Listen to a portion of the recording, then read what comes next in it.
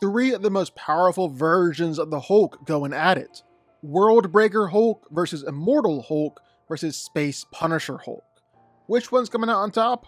Let's get into it. And since this is a fight between Hulks, well, that means that there's really only two deciding factors here, strength and durability. Whichever one is stronger and tougher, well, they're going to be the winner. It's about as simple as that. So which one is it?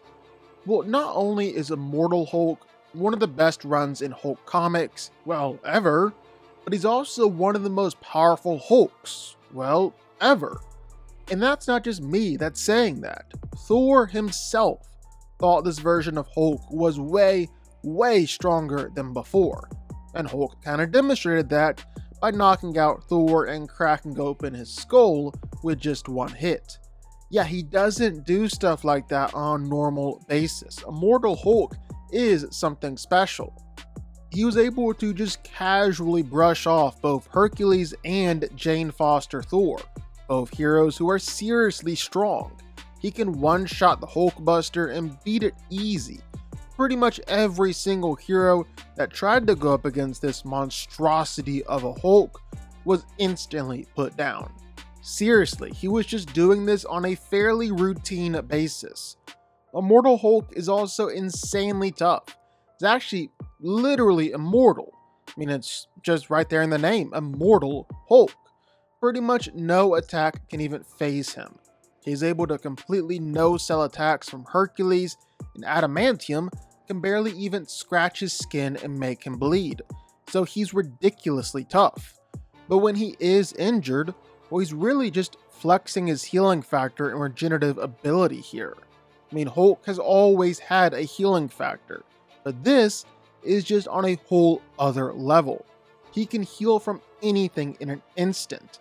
And even if the Hulk is legit killed, like actually killed, well, that just kickstarts his healing factor, causes him to come right on back.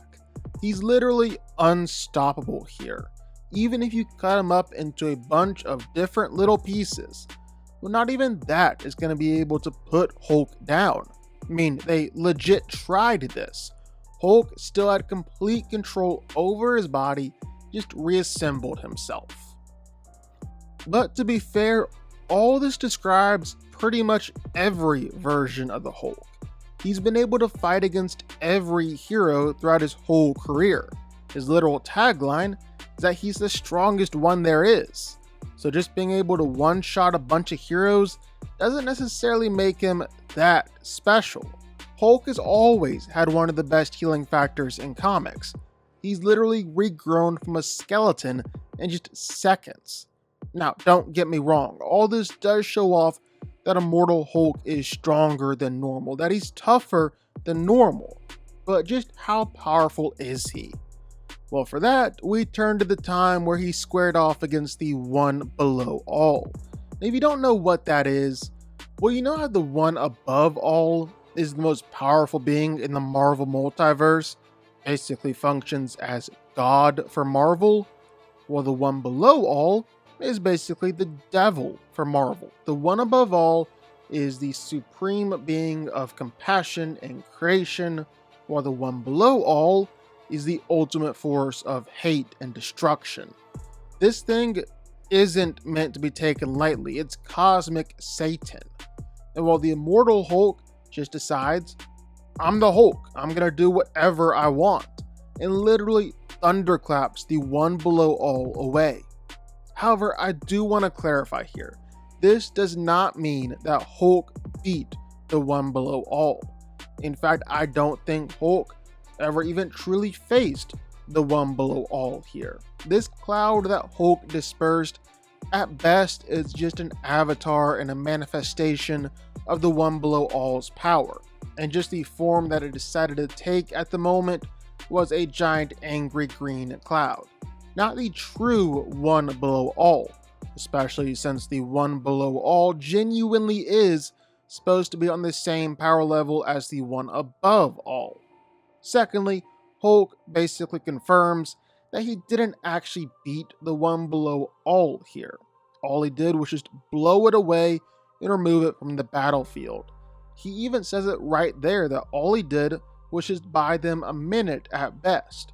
One below all will be back, and he's not beaten. Still, even doing that to the avatar of Satan is insanely impressive. It just becomes a bit more complicated and problematic because we don't actually know just how impressive it is. Now, Space Punisher Hulk definitely has the least amount of feats, but he also has maybe the most impressive feats.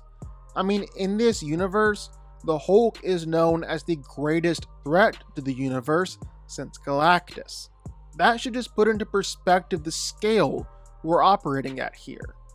Of course, the Avengers in this universe managed to murder Galactus, so maybe that's not really saying what we think. Either way, Hulk was able to murder a lot of heroes on Earth himself, even managed to kill both Deadpool and Sabretooth. But the best thing going for him is killing the Watchers.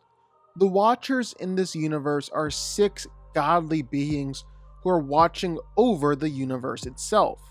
The Punisher decides he's going to kill these things, and so he calls in the Hulk.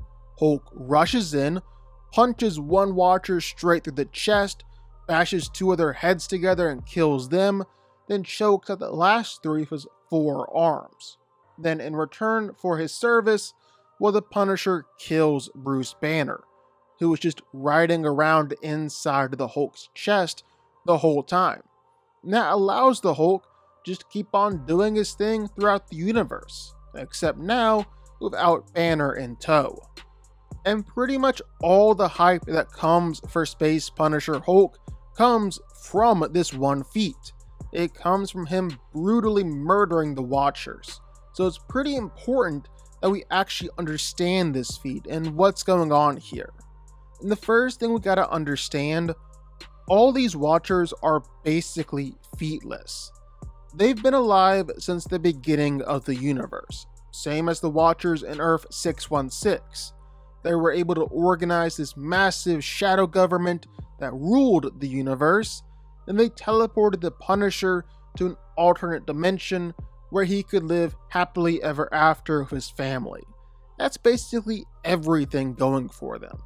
They spent the whole story saying that the universe was going to burn if they died, which has some people thinking they were holding the universe together. But that just didn't happen. They died, and the universe kept on going. Sure, there were some riots around the cosmos, but that's the same thing that would happen if any massive government collapsed overnight. The point still stands, the universe remained intact. So saying that Space Punisher Hulk is this massive, unbeatable Hulk because he easily killed 6 gods, it doesn't really hold up. The Watchers aren't these abstract beings. I think they're just Watchers. Really, all that's left then is saying Hulk is the most powerful being in the universe. And I think that's probably true. But that doesn't mean that Space Punisher Hulk can stand up to other powerful beings from other universes, which is what we're asking him to do here. Think Space Punisher Hulk might have been a bit overhyped. And that really just leaves us with World Breaker Hulk, the Green Scar. And this version of Hulk is incredibly powerful. I mean, you really just have to look at 2 things. One time the Hulk just took 1 step, not stomping, not trying to kick someone or attack, just taking 1 simple step and walking forward. And it caused an earthquake that was felt all around the world and nearly sunk the entire eastern half of the United States. So that's crazy. And then 2, Hulk was fighting against his ex-wife, the Red She-Hulk, and unleashed an attack so powerful that just the shockwave from the strike was enough to destroy the planet, kill countless characters, and damage the surrounding planets as well. And that was just from the shockwave of the attack, not the attack itself. 1, that's just crazy, and 2, that's not even close to the end of it. For starters, Hulk was fighting against a lot of villains who had given him some serious trouble in the past, or even outright beat him, and beat him easy. And Hulk is legit smashing them. Like it's not even a fair fight. Even when the villains are amped up to 1,000 times more powerful than they normally are, Hulk is still just easily beating them because the Worldbreaker amp is just that serious. And the craziest part is that Hulk was holding back the entire time. Like that isn't even the truest state for this Hulk. When Hulk stopped holding back, well, that's when he was obliterating everything around him with just one punch and destroying the dark dimension with the shockwave of his attacks. When you lay it all out there like that, well, I don't even know if it's close.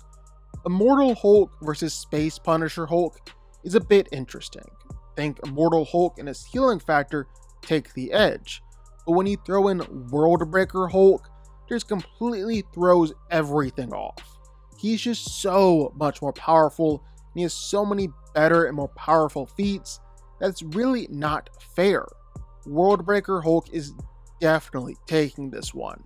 But what do y'all think? Sound off in the comments down below. I know you're gonna have thoughts and feelings on this one for sure. If you stuck around this long and made it to the end of the video, that's amazing. Thank you so much for watching and for supporting us. And if you want to go subscribe, well, go subscribe. You're going to see more videos like this one every single week. I'll see y'all then. I'll see y'all next time.